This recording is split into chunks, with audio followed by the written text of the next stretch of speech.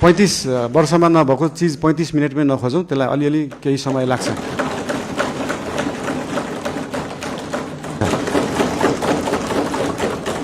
जसको चाहिँ देशभरि कतै पनि एक दूर जग्गा पनि छैन, एक आना जग्गा पनि छैन, उहाँहरूलाई चाहिँ त्यो जग्गाको व्यवस्थापन नेपाल सरकारले गर्नुपर्छ। त्यो हाम्रो सरकारको र हाम्रो पार्टीको मान्यता हो, त्यो उहाँहरूले पाउनै पर्छ।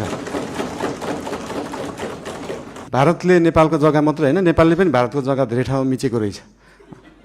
3 करोड जस्तो सहकारीबाट उठाइएको थियो, 50-60 लाख जस्तो दिएको थियो। यसको मतलब सरकारको पैसा गइरहेको होइन, हतार गरेर हुँदैन। यो चिजलाई चाहिँ जति समय लाग्छ।